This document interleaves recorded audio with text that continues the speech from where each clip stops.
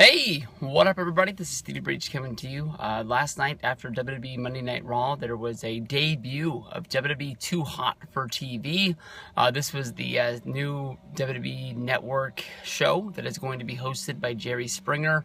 Honestly, in my opinion, this is not a very good show. I watched this last night as I was laying in bed trying to fall asleep.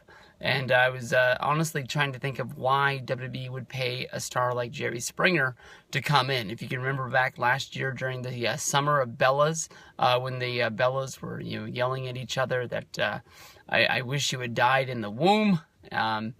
Basically, Jerry Springer was brought in to try and play, the good peacemaker, playing off of the Jerry Springer show, which I don't even know if is still on in syndication anymore. But I do know that, yes, it was a very hot TV show in 1998 and 1999, just like WCW, which was brought back to life with Sting coming back to WWE this year for WrestleMania. People always try to still hang on to the things from their past and still think that they're great, but I doubt anybody still watches Springer, even if it's on TV today. I know that his bodyguard, Steve Wilkos, he has his own show, but I've honestly only seen that when it's been on at the gym and there's no remote and I can't change it. I don't listen to it. It's just on the television. But on this WWE Too Hot for Television, if you weren't able to see it, the first episode was called Love Stinks, something like that, and the basis of the show was basically Jerry Springer showing old clips. And the good thing that was about this show was that they sort of replayed all of the clips that would make out a storyline. So in the matter of 5 minutes, you can have a whole memory of everything that happened throughout the whole deal. They showed clips of Mark Henry saying that he was a sex addict and that he was going through that whole sexual chocolate phase where he was having sex with Mae Young. He was also, having sex with Sammy, and they went through that whole deal that went along from there. The really good stuff was the Matt Hardy and Edge with Lita. That whole was a storyline built up of a whole real life situation, and that honestly, that whole deal felt like it was a real live episode of Jerry Springer. Of course.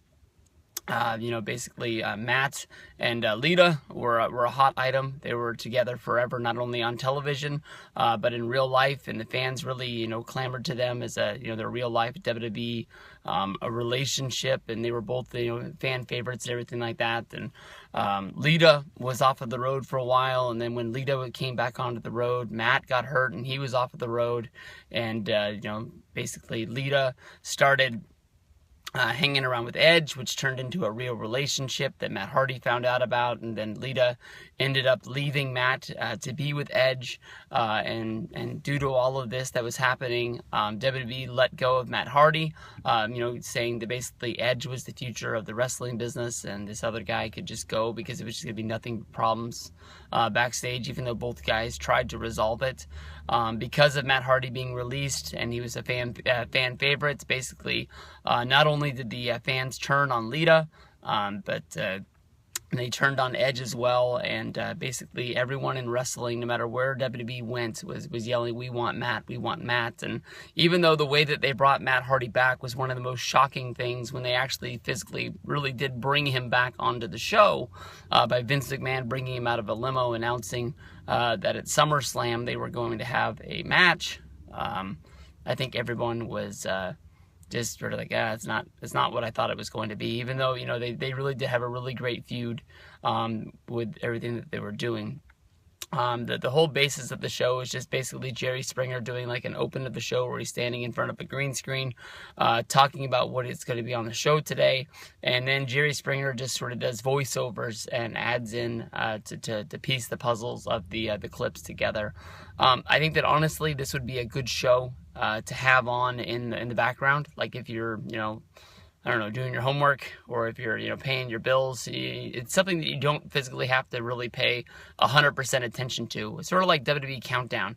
Just sort of look up at the screen every once in a while when something bites your fancy, and that's the stuff that you're going to want to watch. And then you can sort of put your head down when your collection of clips is done, and then move on to the next thing, and then just wait for the next thing, because it's just too long of a show to keep your interest for all that long. I think that honestly, the quick clips that they put up every once in a while with shoot, I forgot that chick's name who hosts the quick clips.